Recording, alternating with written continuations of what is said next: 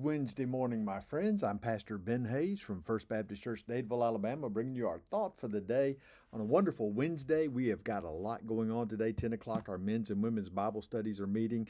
This afternoon, 4:45, our family night supper. We've got spaghetti. It's going to be great. $6 a piece, $20 max per family. What a fantastic deal that is. 5:45, all of our children and youth activities, handbell choir, prayer meeting, Bible study, 6:45 celebration choir. Big day. Come and be part of it. You will not regret it. I promise you that. Right now, join me in Galatians chapter 3 as we continue to journey through this. And we made it through verse 6 yesterday, but I want to go back to verse 6 and pick up there because this is one of the great verses in the Bible, and it's repeated in a couple of places because it is so important. And look what he says. Just as Abraham believed God, and it was accounted to him for righteousness. All right, you get that? Abraham was not saved by works. Abraham was not saved by the law. Abraham was not saved by circumcision. Abraham was not saved by dietary restrictions. Abraham was not saved by any of those things that identified him as a member of the covenant community. Abraham was saved because he believed God and it was counted to him as righteousness. Now think about that. Therefore, verse 7, know that only those who are of faith are sons of Abraham. Only those who are of faith are sons of Abraham. You know what that means?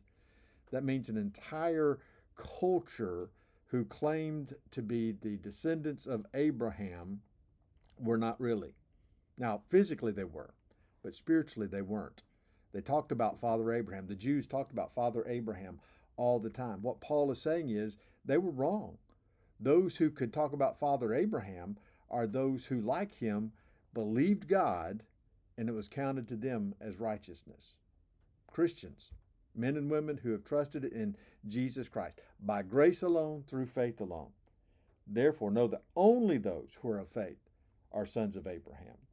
And the scripture, foreseeing that God would justify the Gentiles by faith, foreseeing that God would justify the Gentiles by faith. From the Old Testament, that was the plan all the way through. Foreseeing that God would justify the Gentiles by faith, Scripture preached the gospel to Abraham beforehand, saying, in you all the nations shall be blessed. In him, all the nations, not just the nation of Israel, but all the nations, including the United States of America, including China, including Russia. And we find that there are many Christians in all of these places that have placed their faith in Jesus Christ. And because of that faith, they have been counted righteous. They are blessed by Abraham because he gave us the way. He showed us the way. I go back always to that day on Mount Moriah when Abraham was told by God to sacrifice his only son, Isaac. And Abraham took Isaac up the mountain. He built an altar. And remember, Isaac had asked the question, we got the fire, but we don't have the sacrifice. You remember what Abraham said? He said, God will provide. I got to tell you, Abraham had no idea how God was going to provide, but he believed that God would provide. He binds Isaac. He lays him on the altar. He gets ready to plunge the knife into his chest. And the angel of the Lord stopped him, I think it was Jesus probably, and spoke to him and said, no, Abraham, all I wanted to do was to see if you truly believed me. And we read later in the book of Hebrews that Abraham believed so strongly that God would provide that he knew that even if he had killed Isaac, God would bring him back to life again because he trusted God that much. And God did provide. You remember there was a ram caught in the thicket and he went over and killed the ram and offered that as the sacrifice. That's what God does. He provides the way. He takes care of us. It is not because of anything we do, not because we deserve it. All he wants is for us to believe him and to believe in him. You know, it's one thing to believe somebody. It's another to believe in them.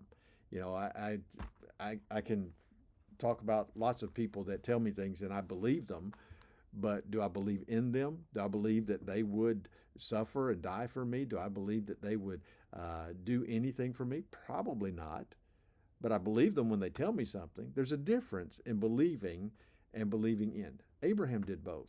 He believed God It was counted to him as righteousness, and he believed in him, that he was the God who provides that salvation. Now look at the rest of that verse, or verse 9. Verse 9, he says, so then those who are of faith are blessed with believing Abraham. We have his picture, we have his story, we have his testimony, and that's the way that we are blessed, by believing just like he did. Do you believe today? I hope so. Think about that. Be blessed.